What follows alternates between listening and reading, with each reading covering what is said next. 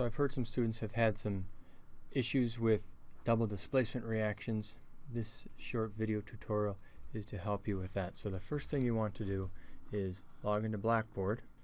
Now this is the Blackboard homepage for the day section, but it's laid out just as the same for the evening section. So what you want to do is go to Course Documents here. Scroll down to Unit 5. Click on that, and then scroll down to Double Displacement Reactions Practice. So I'm going to be using this worksheet here as a demonstration for how to complete and balance double displacement reactions. So you click on that, this document comes up. Alternatively, from the announcement page, I put this announcement on here, and this brings you to the same document. Double Displacement Reactions Practice. So let's begin. So first off, you're going to be having to do this for test 5. And just to give you an idea, let me quickly show you some of the problems on test 5. Ready? There you go. Did you see that? It was really fast. So maybe what you want to do is pause that and then go back and see if you can find the frame that contained the test 5 problems. So all these species are aqueous, meaning dissolved in water. So we can use AQ to indicate aqueous, right? So it's an AQ. I don't have that listed here, but we have sodium chloride in solution, potassium nitrate in solution, right? So AQ. And we're going to follow these steps. So steps in completing double displacement reactions. Now I should also say, don't just watch this video passively. You should have this document in front of you and work with it as I'm going through it. The first thing we do, as I've said before, is you switch the cations. Now I shouldn't have to tell you what cations are at this point, but I'm going to anyway. Remember, cations, these are the positively charged ions, and these are all ionic substances. So we have the cation, which is positive, and then the anion, right, which is negative. I like to switch the cations. If you want, you can switch the anions. That doesn't matter, but the main point is these compounds come in two halves. So the cations, I'll put underline here in red, and the anions in purple. And you're going to just switch those two. Now actually, well, I can finish this one. So the cations are sodium and potassium. And when I say switch them, what I mean is sodium is combined with the chloride. And what we want to do is switch it so it displaces the potassium, and it is now with the nitrate. Similarly, the potassium displaces the sodium, and now it is with the chloride. And it doesn't matter if you put the sodium nitrate first or the potassium chloride first. That really doesn't matter. But what does matter is that you write the formula with the cation and then the anion, the positive and then the negative. Alright, so let me clear this ink and find an interesting problem for us to work on. I'm going to do number 8. It's not that complicated, but it does use an ion that you're not familiar with. So if you're working on this problem, this might be a little bit more difficult for you. Alright, first thing we do is we switch the ions, switch the cations, and then we use subscripts to balance the charge. This goes back to Unit 3 when we ask ourselves the question, what is the formula formed by these ions? In order to get the correct chemical formula, we use subscripts to make sure the number of positive charges equal the number of negative charges. The other thing to keep in mind here is that, let's say, for example, number 6 here, the copper.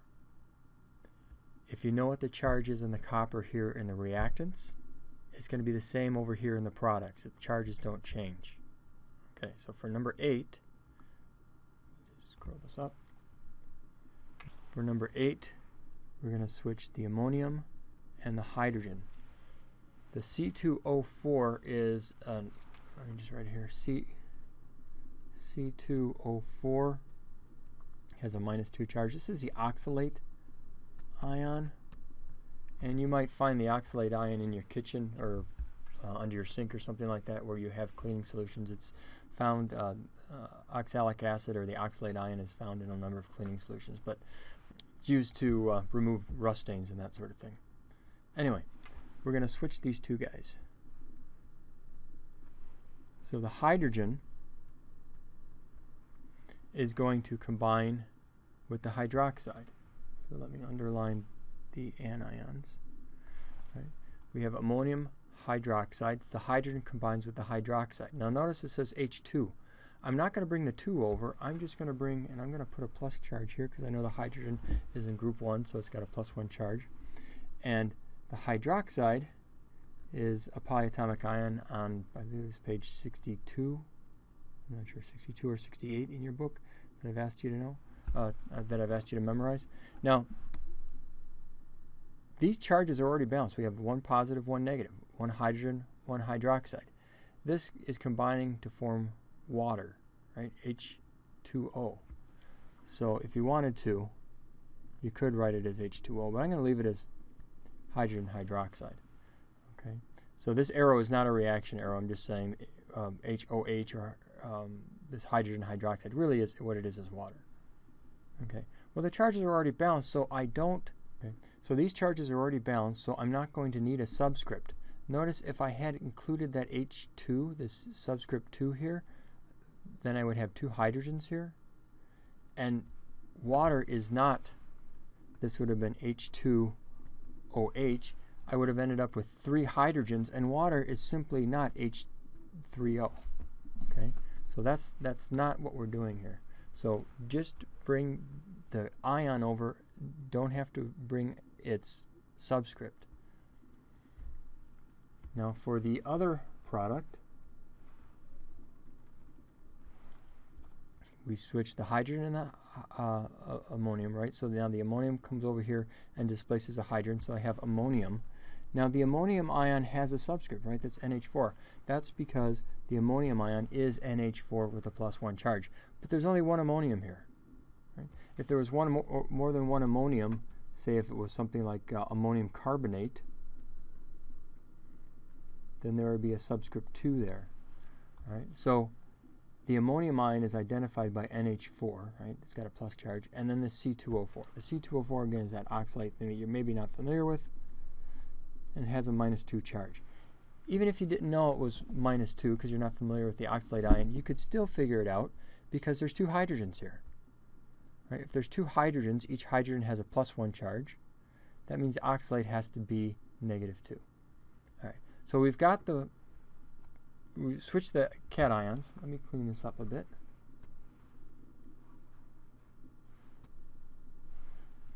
We switched the cations. Second step is to use subscripts to balance the charges.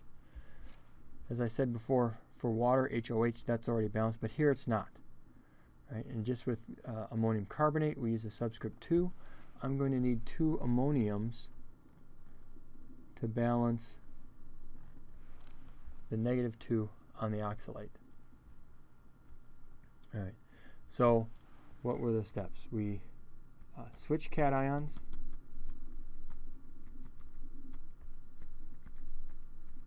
Use subscripts to balance charges.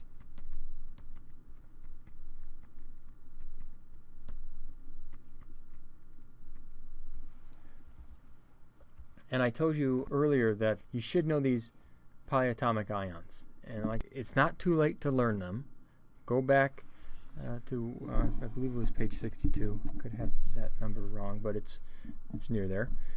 Memorize that list. Know the name, the formula, and the charge for these polyatomic ions. All right, so we've got hydrogen hydroxide, really water, the ammonium oxalate.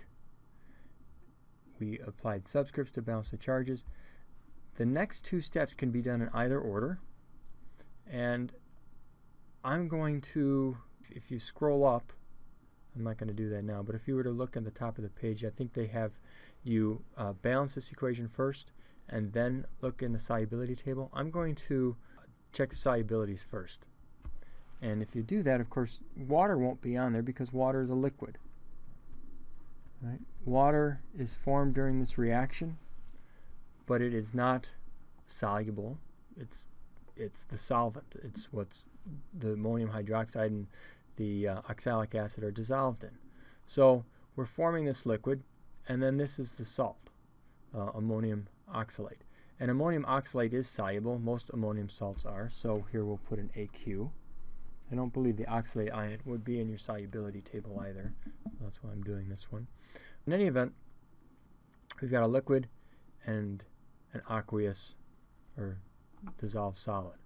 So how do you know something happened here? Well, the ammonium hydroxide is a base, and H2C2O4, that's oxalic acid, which you wouldn't know, but it is an acid. When you add an acid and a base, you produce water and the salt, and then it also gets hot, it releases heat. Right, so steam rises maybe from the test tube. You could feel the warmth of the test tube. All right, so we've assigned the phases for these. The last step, here, let me write this down. I'll just put solubility table. And again, you can do steps 3 and 4 in either order. Step 3, we balance by inspection.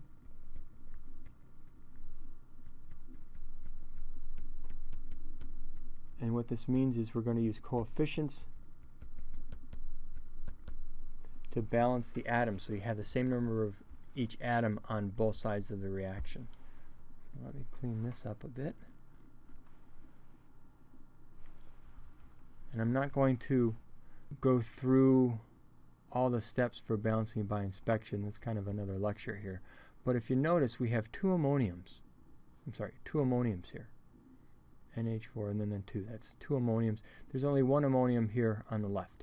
So I'm going to need to put a 2 in front. So cross off that 8, put a 2 there. So I have 2 ammonium hydroxides. What this means is, let me write this down. What is this 2 ammonium hydroxides mean? That means I have 2 ammonium ions and I have 2 hydroxide ions. Okay? That's one way of looking at what we have here. This reacts to give us water. Well, that's where the hydroxide ion is. It's in the water. But I only have 1 hydroxide ion here, but now I have 2 on the left. So I need to put a 2 in front here. So now I have 2 waters. So if you wish, I have 2 hydrogens and 2 hydroxides. 2 hydrogens, 2 hydroxides. Well, that's good because I had 2 hydrogens here. So if you think about it, this 2 that I said don't bring over because you don't want to use it as a subscript. Water is simply H2O or HOH. So you're combining a hydrogen with the hydroxide. But there's 2 hydrogens here, right? Now there's 2 hydrogens as well. There's 2 hydrogens, 2 hydroxide, and this equation is balanced. All right, let's scroll down and do another one that's maybe a little bit more complicated. Okay, we'll do number 16. We have zinc bromide and potassium phosphate. First thing we do is we switch the cations. The cations are the positive ones, right? So the zinc replaces the potassium replaces the zinc. So potassium is now with the bromide. And again, you notice I'm just bringing the potassium. I'm not bringing its subscript, so it's just potassium. And it's just bromine, or I should say bromide ion. Notice the bromide is Br2. I'm not bringing that subscript, it's just KBr. Why is that? Well, when we go to balance the charges, you'll see. The second thing is the zinc replaces the potassium, so the zinc is now with phosphate.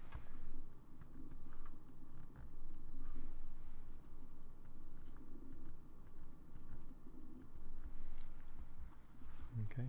Now here for the phosphate, of course, it has a subscript of 4, but that's because the phosphate is PO4, and hopefully you remember it has a -3 charge. I'm going to put phosphate, I said was -3. The zinc is always +2, and if you forgot that, you could figure it out because bromide is in group 7. It's a halogen. It's always -1, but there's 2 of them. the zinc bromide, actually put the zinc bromide down here. What is this?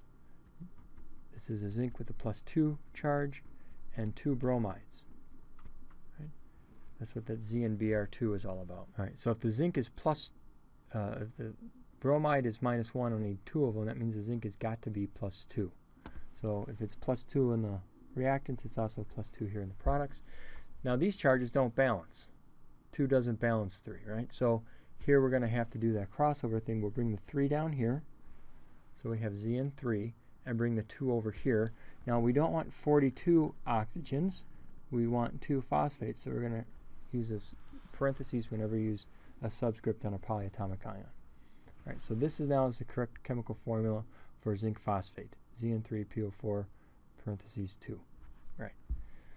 Charges balanced. These charges are also balanced. You notice +1, -1. That's why I didn't bring these subscripts over. It's not. I didn't bring the 3 over, and I didn't bring the 2 over. Potassium bromide is not K3Br2. It's just KBr. That's it. So now we switch the cations. We use subscripts to balance charges. We can consult the solubility table. So I can tell you potassium bromide is soluble. It's aqueous. And let's just take a look at the solubility table here quick. That's not it. Where's my solubility table? Here we go. So I'm looking for zinc and phosphate. Where's the phosphate? Zinc and phosphate here. It's this square here. It's insoluble, right? For the potassium bromide, here's potassium and bromide. It's soluble. But the zinc phosphate is not. It's insoluble. So what does that tell us? This is aqueous, and this forms a solid, so this will precipitate. Okay, so we check the solubility table to get the soluble. It gets an AQ. If it's insoluble, we write S for solid. Okay, so we did that. Last thing we do then here is balance by inspection. So I'm going to actually list these down. We've got zinc, we've got bromine, we have potassium, and we have phosphate. And you can list the phosphate. I put the charges in here. You don't need to. You can list the phosphate together as PO4 because it's exactly the same on the left-hand side as it is on the right-hand side. So, all right, zinc. We've got 1 zinc on the left. We have 3 zincs on the right. Those aren't balanced. We'll have to fix that. Bromides. We have 2 bromides on the left. We only have 1 on the right. Those aren't balanced. We'll have to fix that. Potassium. We have 3 potassiums on the left. On the right, we only have 1. Phosphates. We have 1 on the left and 2. Whoops, I forgot the. No, I did that right. 3, 1, 1, 2. Okay, 2 phosphates on the right, only 1 on the left. So now we'll apply coefficients. At this point, do not change the subscripts. Subscripts are only there to balance the charges, which were done. So now we want to balance the number of ions. We have 3 zincs on the left, only 1 on the, on the right. We only 1 on the left, so we'll need to put a 3 here. And every time you apply a coefficient, you reinspect. We use the 3 to balance the zinc. It also applies to the bromide. So it also applies to this guy down here. So now we have 6 bromides. 3 times 2 is 6 on the left, only 1 here. So we'll put a 6 there. Right. We use this 6 to balance the bromide, so it goes up here as a coefficient. Remember, now we're putting in coefficients. We don't mess with the subscripts. So we have 3 times 2 equals 6, but the 6 also applies to this potassium, right? Also applies to this guy. That's all right. We have 6 potassiums, but only 3 on the left. We can fix that with the coefficient of 2. Right. This 2 didn't leave a lot of room here, but it goes up here between, right, well, I should say right in front of potassium phosphate. So there's our 2. We have 2 times 3, right? 2 potassium phosphates. Each potassium phosphate has 3 potassium, so 2 times 3 is 6. And 6, so that's balanced. But this 2 also applies to the phosphates.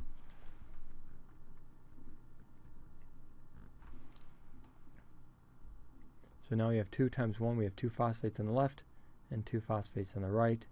And now it should be completely balanced. So if you Wish you can change all these guys to equal signs, right? 3 times 1 equals 3, 3 times 2 equals 6, 2 times 3 equals 6 times 1, and 2 times 1 equals 2. So it's balanced. So follow these steps and use some of these extra problems to balance. You might want to rewrite it so you have a little bit more room to put the coefficients in, but hopefully this will help you.